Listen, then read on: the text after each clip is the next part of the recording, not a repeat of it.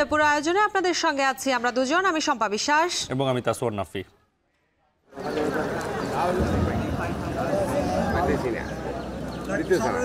এবং কারো কারো চকির উপরও পানি উঠছে, সব কিছু চুলা চাকি সব ডুবি গেছে, রান্না খাওয়ারও ব্যবস্থা নাই।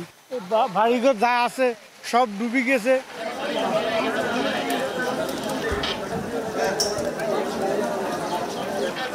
মেডিকেল কোনো সাপোর্ট আছে না, আমাদের বাসার সবাই অসুস্থ হয়ে গেছে। আমাদের ঘরে এখন 60 জন উঠছে, আমার আত্মীয় স্বজন সবাই এসে গেছে, উপরের তলা থাকি। আমরা প্রচুর কষ্ট করছি, পানির কষ্ট করছি, ভাতের কষ্ট করছি, চালের কষ্ট করছি, সব কিছুর কষ্ট করছি, ঠিক আছে, শুকনা খাবারের পর্যন্ত কষ্ট করছি।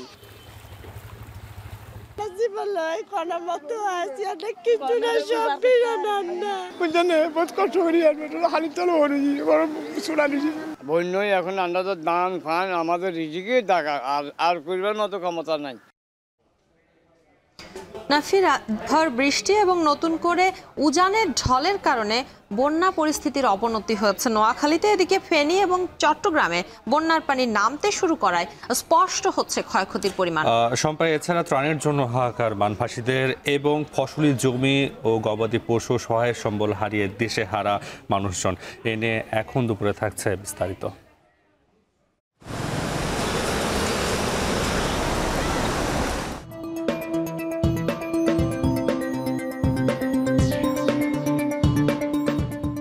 সীমান্তে নদীর 50টি বড় বড় জায়গায় আমি এরকম ইনস্ট্রুমেন্ট রেডি করেছি, এটাকে আমি গলায় ফাঁস দেওয়ার মতো, এবং এটা প্রয়োজনে আমি এটাকে ইনস্ট্রুমেন্ট হিসেবে ব্যবহার করতে পারি অ্যাজ এ উইপেন। আন্তর্জাতিক নদী বলেন বা আন্তঃসীমান্ত নদী বলেন, সেই নদীর মালিকানা দুই রাষ্ট্রেরই। তাহলে ভাটিতে যে রাষ্ট্র আছে তাদের সাথে সহযোগিতা করে আলাপ আলোচনার মাধ্যমে করা উচিত, যাতে এই নদীর প্রবাহ ঠিক থাকে। নাফি, অভিন্ন 26টি নদীতে ব্যারেজ তৈরি করে পানির স্বাভাবিক যে প্রবাহ সেটিতে বাধা প্রদান করেছে ভারত, এমনটাই বলা হচ্ছে, যা আন্তর্জাতিক আইনের লঙ্ঘন। সম্ভব বিশেষজ্ঞ যেটা বলছে যে রাজনৈতিকভাবে চাপে রাখতেই ভারতের এমন নীতি গ্রহণ করা হয়েছে। এখন দুপুরে এ নিয়েও জানবো বিস্তারিত। তবে শুরুতেই যেটা বলতে চাই সম্ভব, যে এই যে একটি বন্যা আমরা দেখলাম এবং 5 দিন যাবৎ যে অবস্থা এই ফেনী, কুমিল্লা বা নোয়াখালী অঞ্চল, যে অঞ্চলগুলোতে, এবং এখন বর্তমানে এই 5 দিন পর ফেনী ও চট্টগ্রাম সহ দেশের দক্ষিণ পূর্বাঞ্চলে বেশ কিছু এলাকা থেকে পানি নামতে শুরু করেছে। তবে জেগে উঠছে আঞ্চলিক সড়কগুলো। এছাড়া আশ্রয়কেন্দ্র থেকে অনেক মানুষই এখন বাড়ি ফিরছেন। নাফি, যেসব জায়গা থেকে পানি নামতে শুরু করেছে সেখানে কিন্তু ক্ষয়ক্ষতির চিহ্ন স্পষ্ট হচ্ছে। পাশাপাশি বন্যার পানি নেমে যাচ্ছে ঠিকই, কিন্তু সেখানের দুর্ভোগ কিন্তু কমছে না। অন্যদিকে ভারী বৃষ্টি এবং এই যে উজানের ঢল, এর কারণে নতুন করে কুমিল্লা এবং নোয়াখালীর বেশ কিছু এলাকা প্লাবিত হয়েছে। নাফি, এ নিয়ে আমাদের হাতে একটি প্রতিবেদন আছে, আমাদের বিভিন্ন এলাকার সহকর্মীরা সেটি পাঠিয়েছেন, যেটি তৈরি করেছেন সহকর্মী সাবিত সারোয়ার। আমরা দেখে আসবো সেটি। আগ্রাসী রূপে এখনো বইছে ঢলের স্রোত। সড়ক মহাসড়ক ডুবে পানির প্রবাহ ছুটছে ভাটির দিকে। প্লাবিত হচ্ছে নিম্নাঞ্চলের নতুন নতুন এলাকা। বন্যা কবলিত এলাকায় দেখা দিয়েছে খাবার ও বিশুদ্ধ পানির সংকট। পর্যাপ্ত ত্রাণ সামগ্রী থাকলেও নৌকার অভাবে দুর্গতদের কাছে পৌঁছানো যাচ্ছে না। এতে বাড়ছে দুর্ভোগের মাত্রা।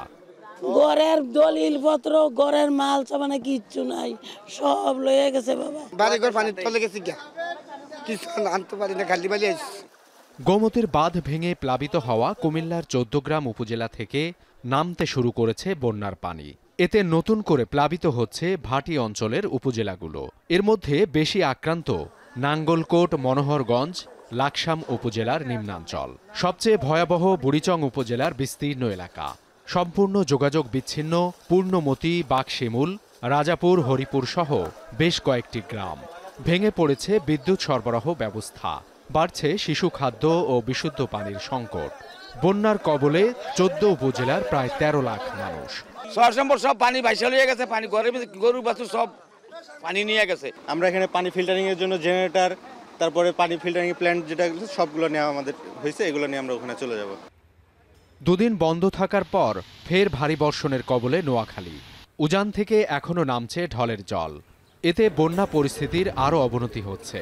আশ্রয় কেন্দ্রে বাড়ছে দুর্গতদের ভিড়। অন্যদিকে চট্টগ্রামে বন্যা পরিস্থিতির কিছুটা উন্নতি হয়েছে। মূল সড়ক থেকে নামতে শুরু করেছে বন্যার পানি। ঘর বাড়িতে ফিরছেন অনেকে। আঞ্চলিক সড়কগুলোতেও সীমিত পরিসরে শুরু হয়েছে যান চলাচল, খুলছে হাটবাজারের দোকানপাট। তবে অপেক্ষাকৃত জেলার ভাটি অঞ্চল এখনও প্লাবিত। বিশুদ্ধ পানি ও শুকনো খাবার সহ মোমবাতির জন্য হাহাকার বানভাসীদের। ফেনী শহর থেকেও নামতে শুরু করেছে বন্যার পানি। জেলা সদরের নেমে যাওয়া পানিতে দুর্ভোগ বাড়ছে দাগনভূঞা ও সোনাগাজীবাসীর।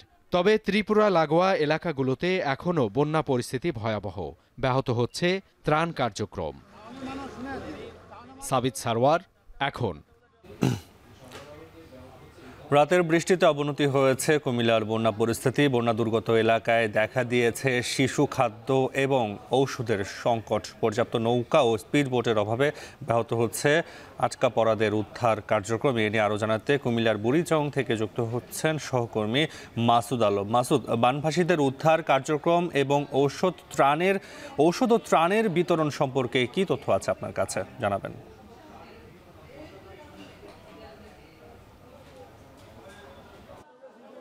নাপি, আজকে কয়েকদিন যাবতে আসলে যখন বন্যা কবলের মুখে পড়ে কুমিল্লার বিভিন্ন উপজেলা, এখন পর্যন্ত 4টি উপজেলা প্লাবিত হয়েছে। বিশেষ করে চৌদ্দগ্রাম, মনোহরগঞ্জ, লাকসাম, নাঙ্গলকোট সবচেয়ে বেশি বিপদের মুখে আছে বুড়িচং উপজেলা। আবার নতুন করে এখন প্লাবিত হচ্ছে ব্রাহ্মণপাড়া উপজেলা। এই সবচেয়ে বেশি খারাপ অবস্থায় এখন বুড়িচং উপজেলার এখন যে অবস্থা ত্রাণ বিতরণের, তার মধ্যে আশপাশের এলাকাগুলোই কিন্তু সবচেয়ে বেশি ত্রাণ পাচ্ছেন। আশপাশের এলাকার মানুষগুলোই বেশি ত্রাণ পাচ্ছেন। তবে বাক্সিমূল এবং পূর্ণমতি, রাজাপুর, হরিপুর, যোধপুর এবং খাড়াদাইয়া এই কয়েকটি গ্রাম কিন্তু একেবারে বিচ্ছিন্ন। এখানে যোগাযোগ করা যাচ্ছে না, সংকট হচ্ছে নৌকার। একই সঙ্গে নতুন করে প্লাবিত হচ্ছে সকাল থেকে জগৎপুর এবং সাধকপুর, এই দুটি গ্রাম কিন্তু আস্তে আস্তে প্লাবিত হচ্ছে। এর আশপাশে গ্রামগুলো কিন্তু পর্যায়ক্রমে প্লাবিত হচ্ছে। এদিকে নতুন করে প্লাবিত হচ্ছে বামনপাড়া উপজেলার শশীদল ইউনিয়নের বেশ কয়েকটি গ্রাম। সেখানে এখন পর্যন্ত ত্রাণ পৌঁছানো যাচ্ছে না নৌকা সংকটে। এদিকে আমরা জানি যে স্বেচ্ছাসেবী যারা সংগঠনের পক্ষ থেকে ত্রাণ নিয়ে আসছেন বা দেশের বিভিন্ন জায়গা থেকে ত্রাণ নিয়ে আসছেন, তারা কিন্তু বলছেন যে তারা ত্রাণ আনছেন, কিন্তু এখানে এনে আশপাশে যে জায়গাগুলো আছে তারা সেখানে দিয়ে যাচ্ছেন। কিন্তু যেখানে একেবারে প্রত্যন্ত অঞ্চল এবং যেখানে যেতে অনেক ব্যাগ পেতে হয়, সেখানে কিন্তু কেউ ত্রাণ নিয়ে যাচ্ছেন না। এতে করে মানুষ দুর্ভোগের মধ্যে আছেন।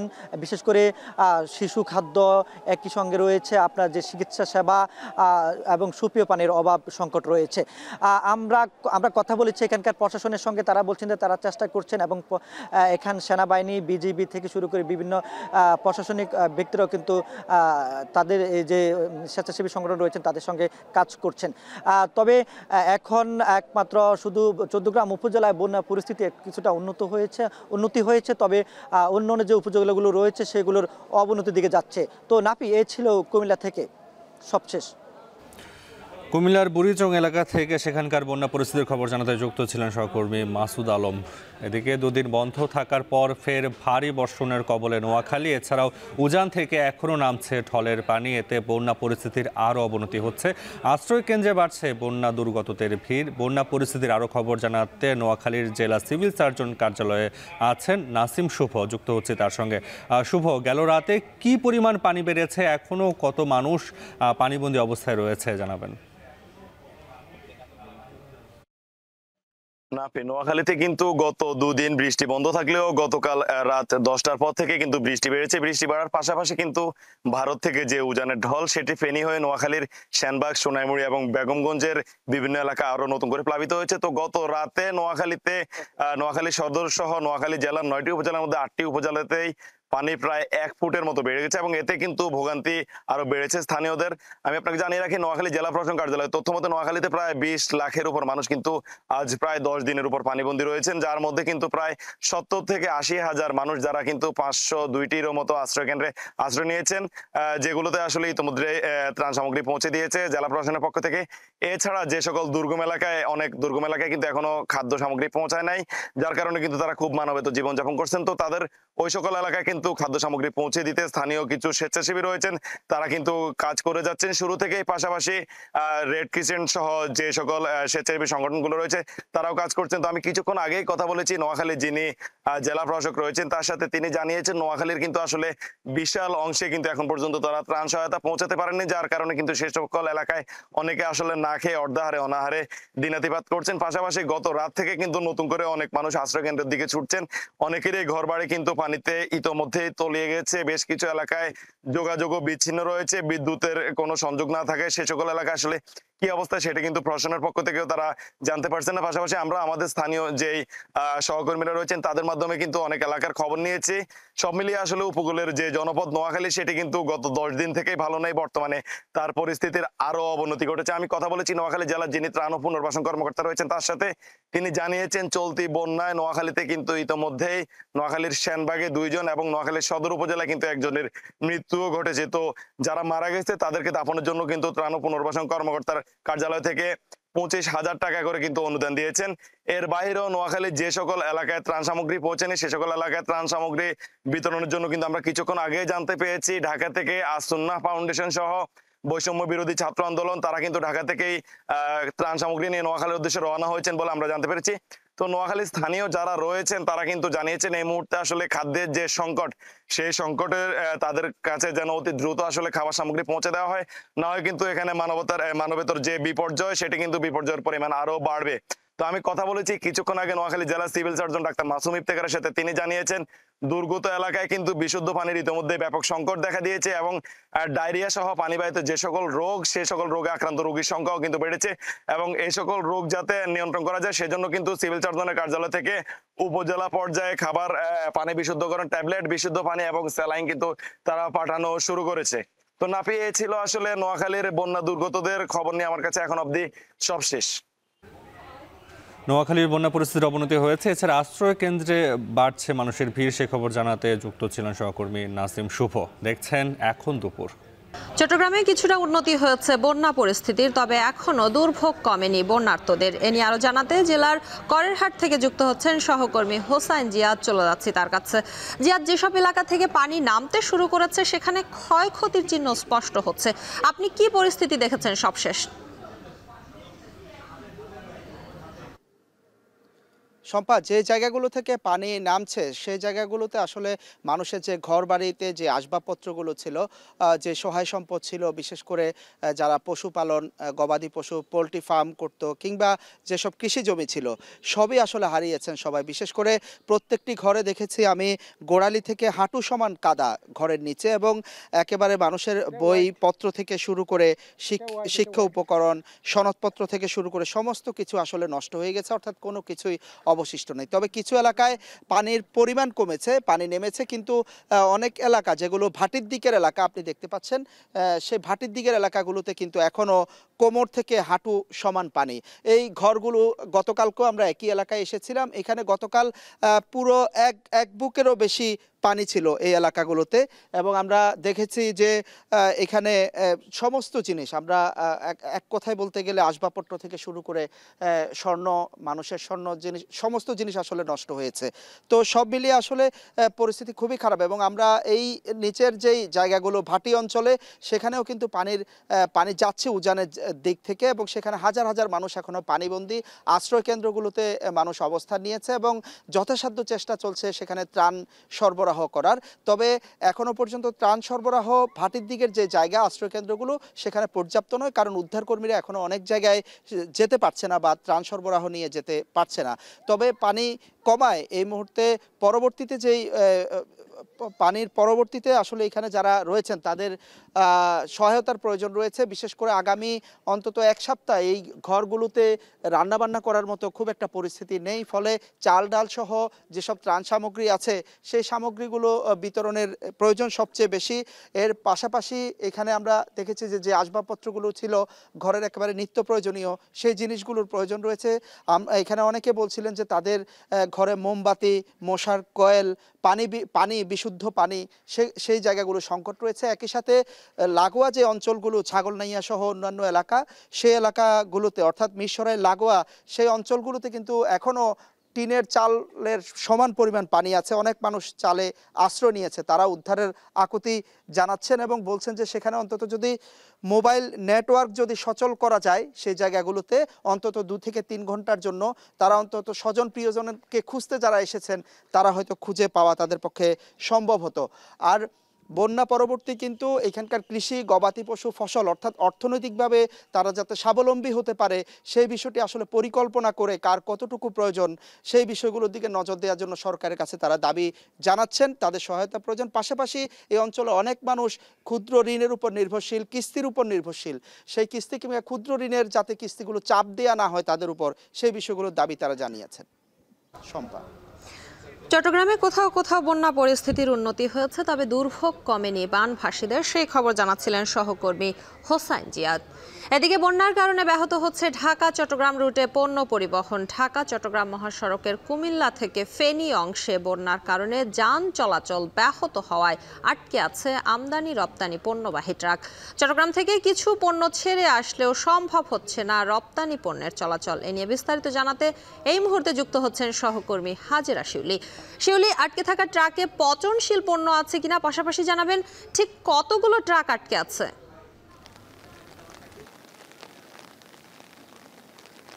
শম্পা, আমাদেরকে পণ্য পরিবহন যে মালিক সমিতি আছে তাদের পক্ষ থেকে জানানো হয়েছে প্রায় 2,500 থেকে 3,000 গাড়ি আটকে ছিল এবং কিছু গাড়ি পানি কমে যাওয়ার পর কিছু কিছু অংশে খুব ধীর গতিতে তারা যাচ্ছে। তবে এখনও কিন্তু মহাসড়কে বিভিন্ন অংশে, বিশেষ করে ফেনী, লালপোল, মিরসরাই, বারোয়ারহাট এবং কুমিল্লার বিভিন্ন পয়েন্টে কিন্তু এখনও মহাসড়ক থেকে সে অর্থে পানি সরেনি।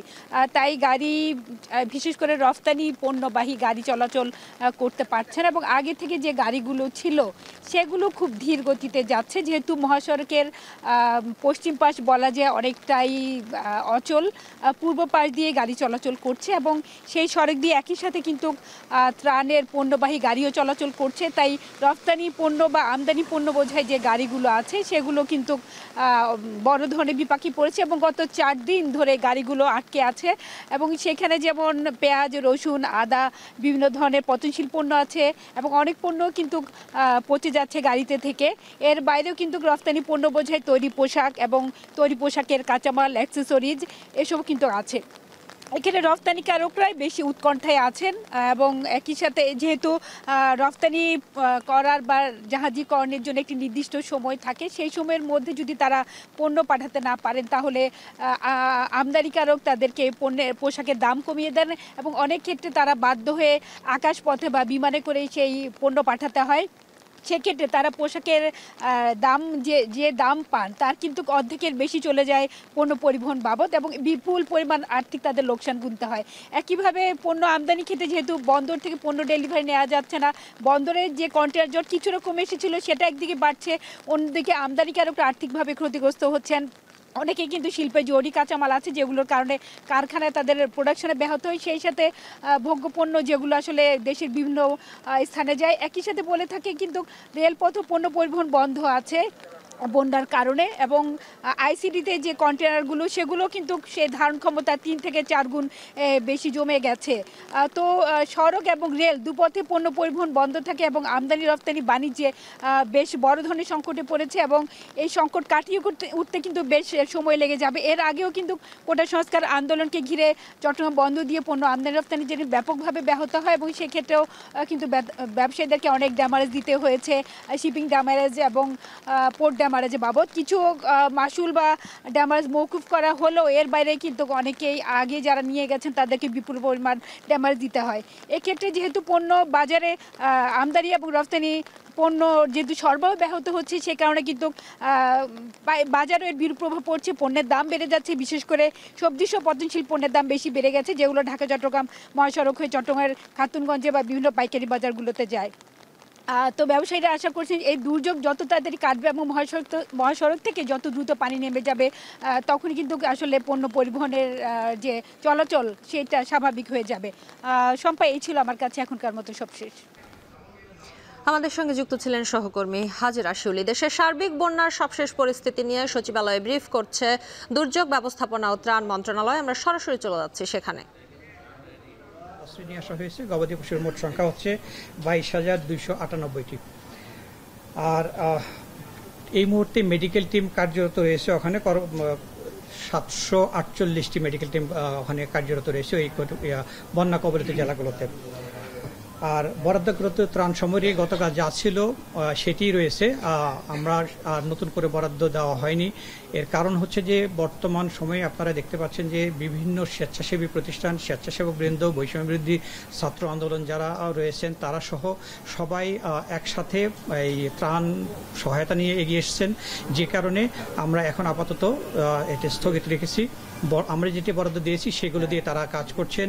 তারপর বিভিন্ন স্বেচ্ছাসেবী প্রতিষ্ঠান, বৈষম্য বিরোধী ছাত্র আন্দোলন, অন্যান্য যারা রয়েছেন, এমনকি ব্যক্তিগত পর্যায়ে থেকে যারা রয়েছেন সেই ত্রাণগুলো এখন আমাদের জেলা প্রশাসন থেকে এখানে সেনাবাহিনী রয়েছেন তাদের মাধ্যমে এগুলো সমন্বয় করতে হচ্ছে, যে কারণে আমরা ত্রাণ সামগ্রী আমরা যাতে করে প্রত্যন্ত এলাকা পর্যন্ত পৌঁছে যায় এবং যারা অনিরাপদ স্থানে রয়েছে তাদেরকে যাতে উদ্ধার করা যায় সেদিকে আমাদের মনোযোগ বেশি রয়েছে। আর আমাদের জেলাগুলোতে সরকার থেকে এবং ব্যক্তিগত পর্যায় থেকে স্বেচ্ছাসেবী সংগঠনগুলো থেকে পর্যাপ্ত পরিমাণে ত্রাণ মজুদ রয়েছে, এক্ষেত্রে আমাদের কোনো সমস্যা নেই ইনশাল্লাহ। আর বন্যা উপদ্রুত এলাকাগুলোতে বেসরকারি পর্যায় থেকে যে ত্রাণ রয়েছে তার মধ্যে বৈষম্য বিরোধী ছাত্র আন্দোলন যারা রয়েছে, আপনারা জানেন যে টিএইচসিতে তারা এটা করছে। এ পর্যন্ত তাদের 7200 ব্যাগ বস্তা ত্রাণ এটা তারা দিয়েছে এবং এটা আমাদেরও ওখানে লোকজন রয়েছে তারা মিলিয়ে এটা বিভিন্ন জায়গাতে পৌঁছে দিচ্ছে এবং এটি ক্রমাগত সংখ্যাটা বাড়ছে, কারণ আপনারা দেখতে পাচ্ছেন যে অনেকেই প্রচুর পরিমাণে ত্রাণ সহায়তা নিয়ে এগিয়ে আসছেন ব্যক্তিগত এবং পর্যায় থেকে। আর এখানে যারা ত্রাণ সমন্বয় করছেন, কাজ করছেন, স্থানীয় জেলা প্রশাসনের সাথে সমন্বয় রেখে বৈষম্য বিরোধী ছাত্র আন্দোলন, সেনাবাহিনী, নৌবাহিনী, BGB, fire service, civil defence, medical team এবং অন্যান্য যারা রয়েছেন তারা একসাথে সমন্বিতভাবে ওই এলাকাগুলোতে ত্রাণ এবং পুনর্বাসন কাজ করে যাচ্ছেন। আর ফেনী জেলার আপনারা জানেন যে ছাগলনাইয়া এবং পরশুরাম দুটো উপজেলাতে খুবই দূরবর্তী ছিল এবং সেখানে পৌঁছা খুব কঠিন হচ্ছিল, যে কারণে সেখানে সেনাবাহিনী ক্যাম্প স্থাপন করেছেন এবং সেনাবাহিনী এই মুহূর্তে আজকেও তারা তৈরি খাবার এবং অন্যান্য খাবার সহায়তা নিয়ে হেলিকপ্টার যোগে যেখানে দুর্গম এলাকা সেখানে পৌঁছে দিচ্ছেন। এক্ষেত্রে সেনাবাহিনী, বিমান বাহিনী, নৌবাহিনী, র্যাব, বিজিবি একসাথে কাজ করছে এবং তারা স্থলপথ, নৌপথ এবং হেলিকপ্টার যোগে খাদ্য সামগ্রী পৌঁছে দিচ্ছেন এবং এর পাশাপাশি যারা দুর্গত স্থানে রয়েছেন তাদেরকে উদ্ধার কার্যক্রম করছেন। আর ফেনীতে একটা ফিল্ড হাসপাতাল তৈরি করা হয়েছে, এছাড়াও ওখানে যে বেসরকারি হাসপাতালগুলো রয়েছে, ক্লিনিকগুলো রয়েছে অথবা স্বাস্থ্য সেবা প্রদানকারী প্রতিষ্ঠানগুলো রয়েছে তাদেরকে নির্দেশনা দেওয়া হয়েছে যে বন্যা আক্রান্ত এলাকা থেকে যারা স্বাস্থ্য সেবা নিতে আসবে তাদের প্রত্যেককে যেন স্বাস্থ্য সেবা নিশ্চিত করে, এটা স্থানীয়ভাবে বলে দেওয়া হয়েছে। আর আমাদের মাননীয় উপদেষ্টা তিনি ফেনীতে অবস্থান করেছিলেন, কুমিল্লায় অবস্থান করেছিলেন, গতকাল রাতে ফিরে এসেছেন এবং জায়গাগুলো তিনি স্বচক্ষে পরিদর্শন করে এসেছেন। আর যোগাযোগের জন্য জেলা প্রশাসকের কার্যালয়ে একটা ভিসেট স্থাপন করা আছে, যে কারণে আমরা যোগাযোগটা রাখতে পারছি এখন। আর পানি নেমে যাওয়ার পরে পরেই অনেক সময় পানিবাহিত রোগের প্রাদুর্ভাব ঘটে থাকে, এই ব্যাপারে আমরা সতর্ক করেছি এবং প্রত্যেককে নিরাপদ পানি ব্যবহার করার জন্য অনুরোধ করেছি এবং এক্ষেত্রে গবাদি পশু থেকে শুরু করে সবাই যাতে নিরাপদে থাকে সে ব্যাপারে আমরা প্রয়োজনীয় নির্দেশনা দিয়েছি। আর আমাদের কন্ট্রোল রুম খোলা রয়েছে, এছাড়াও ক্ষতিগ্রস্তদের যারা আছেন তাদের সহায়তা করার জন্য মাননীয় প্রধান উপদেষ্টার যে একটা হিসাব নম্বর খোলা আছে, যেটা আমি প্রথম দিনে দিয়েছিলাম, সেটাও অব্যাহত আছে। যারা দিতে চান ত্রাণ সহায়তা সেই হিসাবে তারা সরাসরি দিতে পারবেন।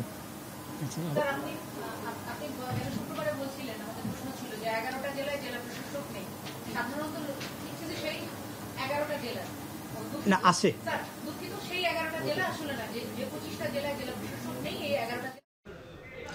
দেশের সার্বিক বন্যার সবশেষ পরিস্থিতি নিয়ে সচিবালয়ে ব্রিফ করছে দুর্যোগ ব্যবস্থাপনা ও ত্রাণ মন্ত্রণালয়। আমরা এতক্ষণ সরাসরি ছিলাম সেখানে, দেখছেন এখন দুপুর। অভিন্ন নদীতে ব্যারেজ কিংবা ড্যাম তৈরি ভারতের ভূ রাজনৈতিক অস্ত্র।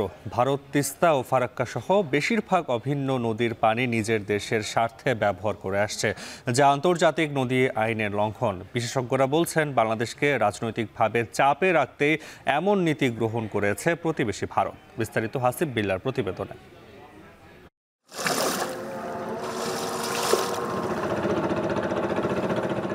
স্বাধীন গতিতে বহে জলের প্রবাহ, জলের এই স্বাধীনতা হরণ করার সাধ্য কার? তবুও স্বাভাবিক প্রবাহে বাধা দিয়ে নদীর গতিপথ বদলে দিয়েছে প্রতিবেশী দেশ ভারত। আর স্বাধীনতার পর থেকেই ভারত পানি বঞ্চিত করে আসছে বাংলাদেশকে। উত্তরের পাহাড়ি অঞ্চল সিকিম থেকে উৎপত্তি হওয়া নদী তিস্তা বাংলাদেশে প্রবেশের আগেই বাধা পায় ওপারের গজলডোবায়। গুগল আর্থের ছবিতে দেখা যায় তিস্তা ব্যারেজের ওপার পানিতে টইটুম্বুর আর এপার শুকনো মরু। খাল কেটে জলপাইগুড়ি, দার্জিলিং, দিনাজপুর, কোচবিহার ও মালদহ জেলায় সরবরাহ হয় তিস্তার পানি। অন্যদিকে বর্ষা মৌসুমে গজলডোবা বাঁধের সবগুলো জলকপাট খুলে দেয় ভারত। এতে হু হু করে পানি ঢুকে বন্যায় ভেসে যায় উত্তরের জনপদ নীলফামারী, লালমনিরহাট, রংপুর, কুড়িগ্রাম, গাইবান্ধা। আর শুকনো মৌসুমে পানি না ছাড়ায় ধুধু বালুচরে তৈরি হয় কৃষকের কষ্টের সাতকাহন। নদীর কোনো দেশ নাই, নদী সবার হলেও ৩৯ বছর আগে নিজ স্বার্থে তিস্তা ব্যারেজ প্রকল্প তৈরি করে ভারত।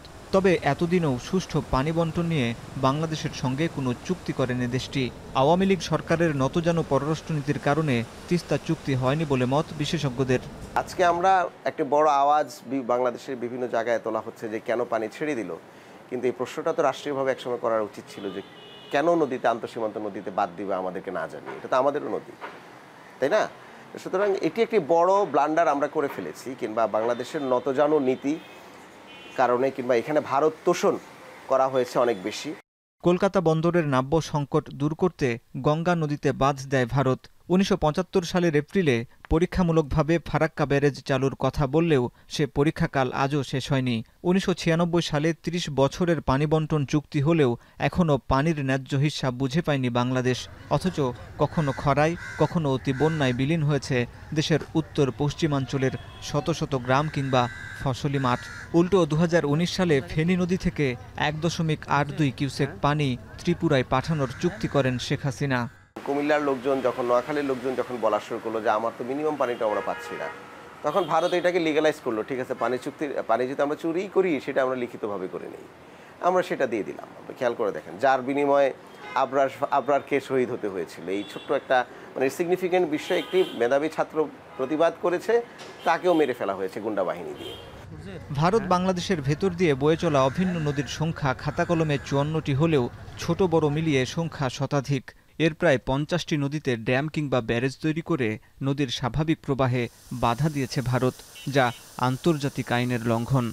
এই যে গঙ্গা ব্যারেজের বাধা দেয়া, তিস্তা যে প্রজেক্টের বাধা দেওয়ার, এটার উদ্দেশ্যই হচ্ছে আমরা যেন সবসময় পানির জন্য তাদের উপরে নির্ভরশীল থাকি। এই নির্ভরশীলতা থাকলে তাদের জন্য সহজ হয় আমাদেরকে ম্যানিপুলেট করা, আমাদের পলিসিকে ম্যানিপুলেট করা। তাদের আপনার এই যে মিলিটারি করিডোর নিচে মংলা পোর্ট আছে, তো এইগুলিতে লেভারেজ সৃষ্টি করার জন্য তারা পানিটাকে অস্ত্র হিসেবে ইউজ করে সমন্বিত কায়দায়। কখনো বন্যা আসে যখন সেটাকে ইউটিলাইজ করা। ভারত পানি আটকে রেখে জলবিদ্যুৎ তৈরি করেছে কিংবা অন্য নদীতে নিয়ে যাচ্ছে। বিশেষজ্ঞরা বলছেন বাংলাদেশকে রাজনৈতিকভাবে চাপে রাখতেই ভারত এমন নীতি গ্রহণ করেছে। 50টি বড় বাংলাদেশের সীমান্তে নদীর 50টি বড় বড় জায়গায় আমি এরকম ইনস্ট্রুমেন্ট রেডি করেছি, এটাকে আমি গলায় ফাঁস দেওয়ার মতো, এবং এটা প্রয়োজনে আমি এটাকে ইনস্ট্রুমেন্ট হিসেবে ব্যবহার করতে পারি, অ্যাজ এ উইপেন। খেয়াল করে দেখেন, এবং তার যে ইনভেস্টমেন্টের যে রিটার্ন আমরা যদি, কোনো রিটার্ন নাই, এটা জিওপলিটিক্যাল সম্পূর্ণভাবে। বাংলাদেশের ভিতরে গত 15 বছরে 56,000 নদী দখলদার সরকারের লিস্ট অনুযায়ী তা তৈরি হয়েছে। এরা কারা? এরা তো আওয়ামী লীগের গুন্ডা পান্ডা ছিল, তাই না?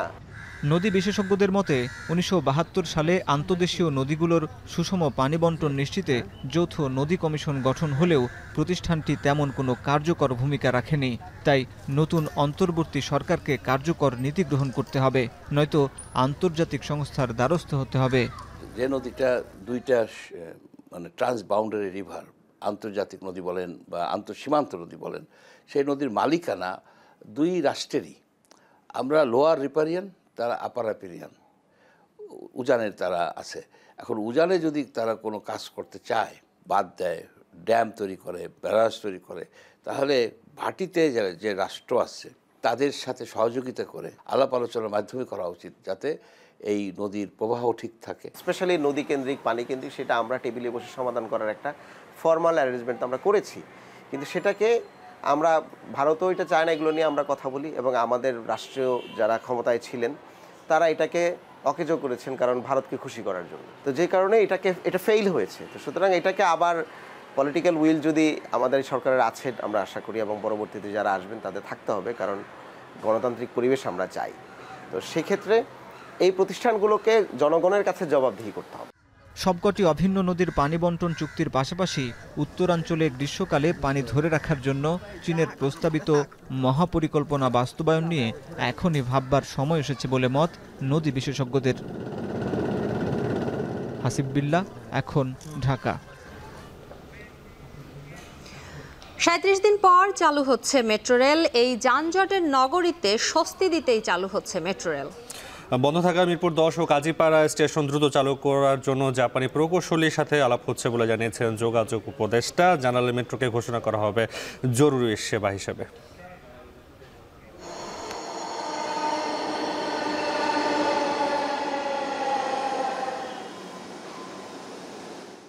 আমরা কিছুদিন মেট্রো রেল বন্ধ থাকার কারণে নানানভাবে সমস্যায় পড়েছিলাম। নতুন করে চালু হওয়া আশা করি আমাদের এই সমস্যা থাকবে না। ঘন্টা 2 ঘন্টা 2.5 ঘন্টা মানে এই ধরনের সময় ব্যয় হয়েছে, কিন্তু এখন তো আমি আধা ঘন্টায় চলে যাব সচিবালয়। আমরা খুবই খুশি যে আজকে থেকে মেট্রো চালু, এতে করে সময় কমে যাবে। ব্যাপক ক্ষয়ক্ষতি হয়েছে মিরপুর 10-এ, কাজীপাড়াতে ব্যাপক ক্ষয়ক্ষতি হয়েছে। কত দ্রুত এটা চালু করা যায়, কারণ এখানে কিছু জিনিস ইম্পোর্ট করতে হবে, তো সেগুলো যাতে ত্বরান্বিত করা যায় সেই জন্য আমরা জাপানি রাষ্ট্রদূতের সহায়তা চাইব। মেট্রো রেল চালু হয়েছে, এ নিয়ে প্রতিবেদন থাকছে কিছুক্ষণ পর।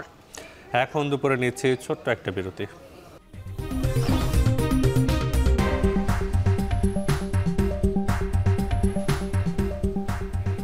বিরতির পর ফিরে এলাম। দেখছেন এখন দুপুর। যুক্তরাষ্ট্রের শর্তগুলো প্রতিপালন করতে পারলে পোশাক খাতে জিএসপি পাওয়া যাবে বলে জানিয়েছেন অর্থ উপদেষ্টা ডক্টর সালেউদ্দিন আহমেদ। দুপুরে সচিবালয়ে যুক্তরাষ্ট্র দূতাবাসের ভারপ্রাপ্ত রাষ্ট্রদূত হেলেন লাফেভের সাথে পোশাক খাতে রপ্তানি সুবিধা নিয়ে আলাপ করেন অর্থ উপদেষ্টা ডক্টর সালেউদ্দিন আহমেদ। বৈঠক শেষে তিনি জানান, বাংলাদেশের শ্রমিক অধিকার নিয়ে যুক্তরাষ্ট্রের কিছু পর্যবেক্ষণ ছিল, সেসব বিষয়ে আলোচনা হয়েছে, যা দ্রুত সমাধান হবে বলে যুক্তরাষ্ট্র দূতাবাসের ভারপ্রাপ্ত রাষ্ট্রদূত হেলেন লাফেভকে আশ্বস্ত করেছেন অর্থ উপদেষ্টা ডক্টর সালেউদ্দিন আহমেদ।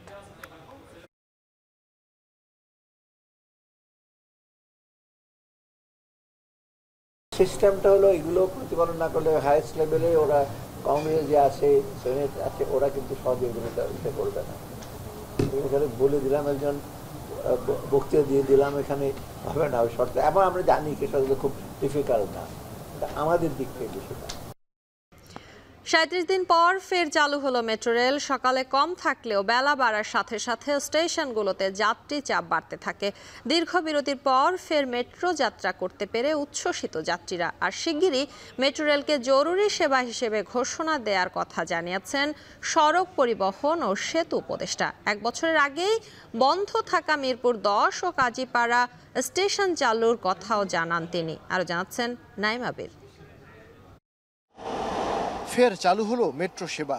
সকাল 7:10 উত্তরা উত্তর থেকে মতিঝিলের উদ্দেশ্যে ছেড়ে যায় প্রথম মেট্রো রেল। রোববার সকাল থেকে লাইনে দাঁড়িয়ে টিকিট কাটতে দেখা যায় যাত্রীদের।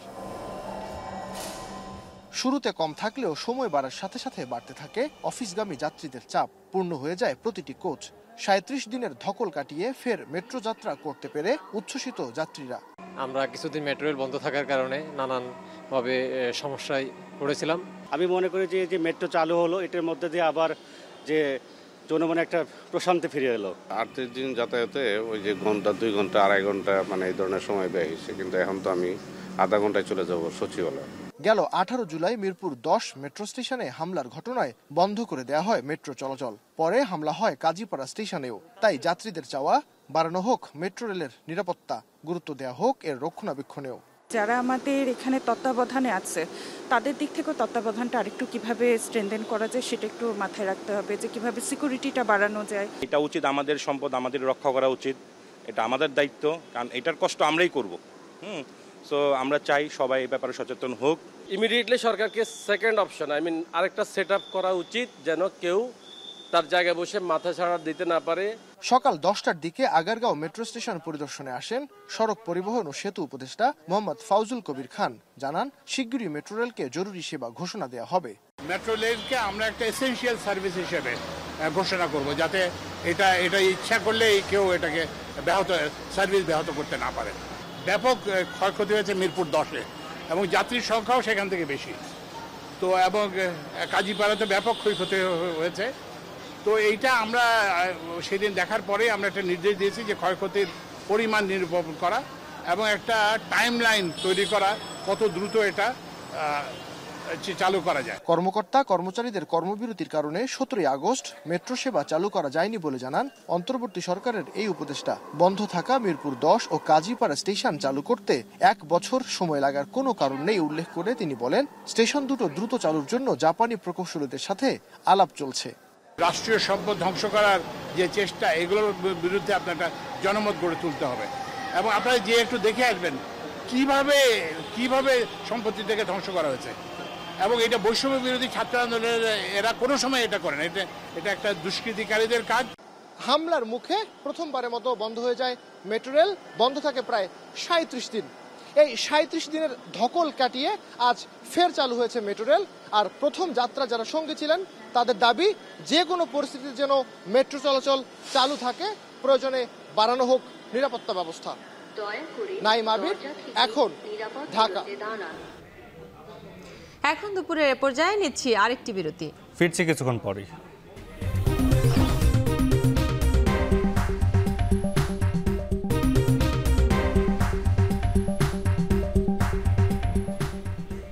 বিরতির পর ফিরে এলাম। দেখছেন এখন দুপুর।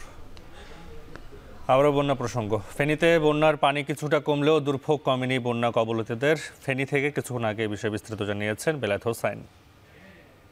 আমরা এই মুহূর্তে রয়েছি ফেনীর উকিলপাড়া এলাকায়। এখানকার বাসিন্দারা তারা স্বস্তি প্রকাশ করছেন। তারা বলছেন তারা মন্দের ভালো আছেন। অর্থাৎ গতকাল পর্যন্ত এখানে বুক পরিমাণ পানি ছিল, এর আগে এখানে আমার মাথার উপর পর্যন্ত পানি ছিল, এখন কোমর পর্যন্ত পানি আছে।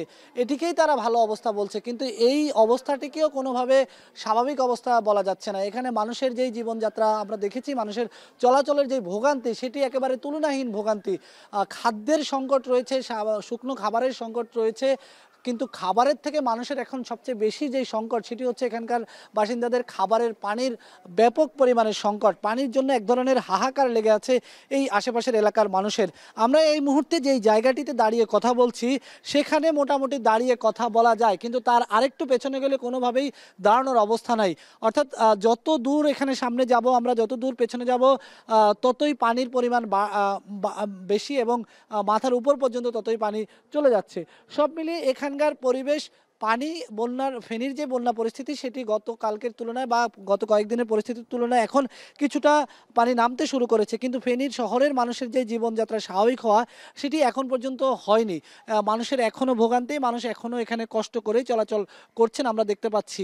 এবং মানুষের যেই অভিযোগ, যে আক্ষেপটি এখানে রয়েছে, সেটি হচ্ছে যারা ত্রাণ নিয়ে আসছেন তারা হয়তো প্রধান প্রধান সড়কের আশেপাশে ত্রাণ বিতরণ করছেন, ভিতরের অলি গলি পাড়া মহল্লা এইসব জায়গাগুলোতে ত্রাণ খুব একটা যাচ্ছে না। মানুষ খুব সংকটের মধ্য দিয়ে যাচ্ছেন। এমন অনেক পরিবারকে দেখেছি যারা মধ্যবিত্ত, যারা স্বাবলম্বী পরিবার, তারা লজ্জা ভেঙে তারা বলছেন যে তাদের এই মুহূর্তে খাবারের দরকার, তাদের পানি দরকার। তারা বলছেন যে এই মধ্যবিত্তের খোলস ছেড়ে তারা অনেকটা আমাদের মাধ্যমে তারা আকুল আবেদন করছেন যে এই মুহূর্তে তাদের কিছুই করার নেই। তারা বলছেন তারা বহুতল ভবনে থাকছেন, ভবনেই তারা থাকছেন, কিন্তু তাদের এখনকার পরিবেশ পরিস্থিতি একেবারে নিঃস্ব অসহায় মানুষের মতো অবস্থা। যারা এখানে একেবারে মোটামুটি নিচতলা পর্যন্ত বাসিন্দারা ছিলেন, তারা এখান থেকে তাদেরকে সরে যেতে হয়েছে এবং তারা অন্যত্র অবস্থান নিয়েছেন, কেউ কেউ আশ্রয় কেন্দ্রে অবস্থান নিয়েছেন। কিন্তু দ্বিতীয় তলা থেকে 10 তলা পর্যন্ত যারা আছেন, যাদের বাসা পর্যন্ত এখনো পানি উঠে নাই, তারা কিন্তু স্বাভাবিক অবস্থার মধ্যে থাকলেও তাদের সবচেয়ে বড় সমস্যা খাবার পানি সংকট, খাদ্যের সংকট। ফেনীর বন্যা পরিস্থিতি যেটি আমরা বলছিলাম যে এখানে যে পরিস্থিতি আমরা বলছিলাম যে এখানে সব মিলিয়ে ত্রিপুরার সঙ্গে লাগোয়া যে 3টি উপজেলা, পরশুরাম, ছাগলনাইয়া এবং ফুলগাজী, সেই 3টি উপজেলায় প্রথমত যে পরিস্থিতি দেখা গেছে যে দোতলা ভবন পর্যন্ত কিন্তু পানি উঠে গেছে। সেই দোতলা থেকে নেমে এখন পানি কিছুটা নামতে শুরু করেছে, কিন্তু ফেনী সদরের যে পানি, সেই পানি নামতে নামতে এখন ফেনীর যে ফুলগাজী এবং সোনাগাজী এবং দাগনভূঞা উপজেলা রয়েছে, সেই দুটি উপজেলার মধ্যে কিন্তু বন্যার প্লাবন বাড়ছে এবং পানি বেশি বাড়ছে, মানুষের ভোগান্তি বাড়ছে। সব মিলিয়ে ফেনীর অবস্থা এই ছিল আমার কাছে। পরবর্তীতে আরও জানিয়ে দেওয়ার চেষ্টা করব। তেজগাঁও হাতিরঝিল সহ বিভিন্ন থানায় সাবেক প্রধানমন্ত্রী শেখ হাসিনার বিরুদ্ধে আরও 6টি মামলা হয়েছে। গ্রেপ্তার হওয়া সাবেক সংসদ সদস্য সাদেক খানকে বিকেলে আনা হতে পারে আদালতে। ঢাকা সিএমএম কোর্ট থেকে এ বিষয়ে জানাতে যুক্ত হচ্ছেন সহকর্মী মাজহার ইমন। ইমন, সাবেক সংসদ সদস্য সাদেক খানকে কখন আদালতে নিয়ে আসা হবে, পাশাপাশি জানাবেন শেখ হাসিনার বিরুদ্ধে যে মামলাগুলো হয়েছে সেগুলোর বিস্তারিত কি তথ্য আছে আপনার কাছে?